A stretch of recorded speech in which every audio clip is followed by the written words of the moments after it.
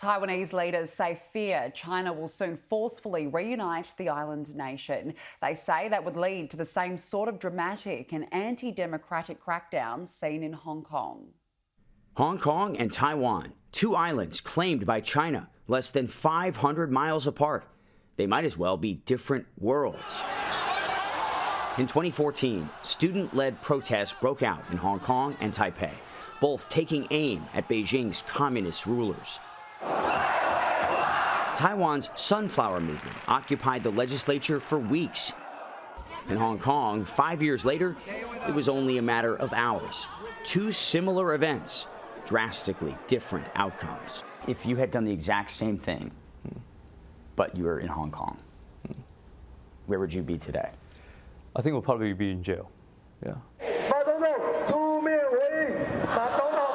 In 2014, Fei-Fan was a student protest leader. Today, a political leader. He says all of his activist friends from Hong Kong are either in exile or in jail, targeted by a sweeping national security law, a law imposed by Beijing last year. With the stroke of a pen, many of Hong Kong's freedoms, promised for 50 years under one country, two systems, erased. What does that mean for Taiwan?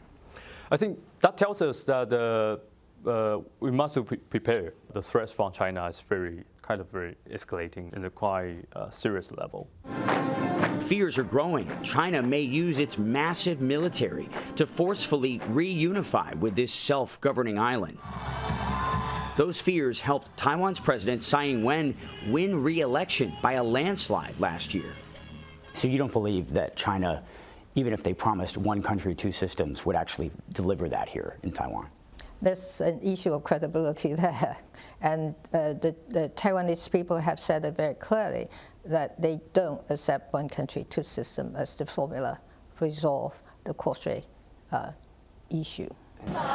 Opinion polls show support for Taiwanese independence at its highest point in decades. Students like Samuel Lee, afraid for their future, afraid the world's only Chinese-speaking democracy could become the next Hong Kong. Those protesters who are just as young as me getting tear gassed and, getting beat up by the police, I mean, that's just outrageous and devastating to watch. What do you think is inevitably going to happen? The Chinese government taking over Taiwan is going to be inevitable in my lifetime, I would believe. He worries this tale of two islands could have the same sad ending.